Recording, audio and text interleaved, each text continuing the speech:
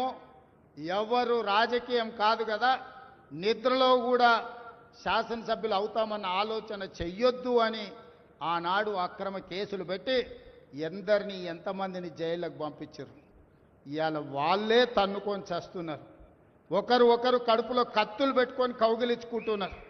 ఎవరు అక్కర్లేదు వాళ్ళని వాళ్ళే పొడుచుకుంటున్నారు. విపరీతమైన అవినీతి సొమ్ము వచ్చిన తర్వాత సొమ్ముల పంపకాలలో కుటుంబ పంచాయతీలు ఇవాళ కుటుంబంలోనే ఒకరు సహించుకోలేని పరిస్థితి.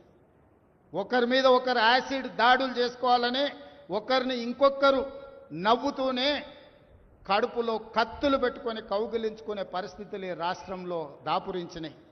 పాపం ఊరికే పోదు. పెద్దలు చెప్పిండ్రు, చేసుకున్న వాడికి చేసుకున్నంత మహానుభావ అని చెప్పిండ్రు. చేసిన పాపాలు ఎక్కడికి పోవు, ఖచ్చితంగా ఆ పాపాలు వెంటాడుతూనే ఉంటాయి. వాళ్ళు అనుభవించి తీరాల్సిందే. ఆయన వెనకాల ఈయన ఉన్నాడని, ఈయన వెనకాల ఆయన ఉన్నాడని నేను ఒక మాట చెప్పదలుచుకున్నాను. అంత చెత్తగాళ్ళ వెనకాల నేనెందుకు ఉంటానయా? నేను నాయకుడిని ఉంటే ముందుంటా, మా వాళ్ళకు తోడుగుంటా.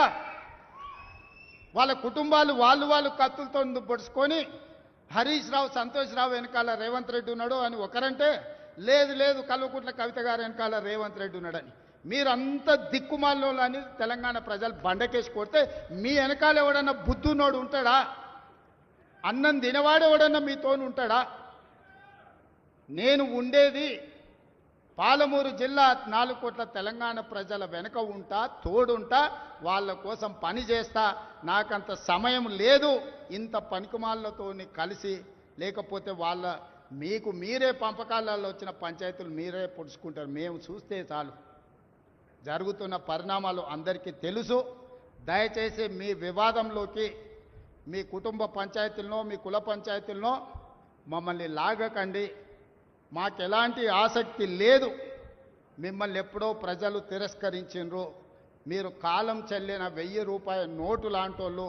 కాలగర్భంలో కలిసిపోతుంది ఆ పార్టీ. ఒకప్పుడు జనతా పార్టీ కూడా గొప్ప పేరుండే, కానీ జనతా పార్టీ కనుమరుగైంది.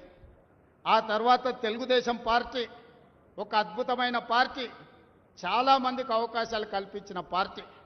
కొంతమంది కుట్రల వల్ల ఆ పార్టీ కూడా ఈరోజు తెలంగాణలో ఒక సమస్యను ఎదుర్కొంటుంది.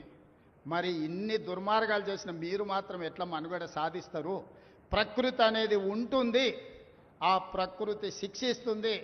అందులో మనకి ఎవరికి ఏమాత్రం ప్రమేయం లేదు. రాజకీయాల వైపు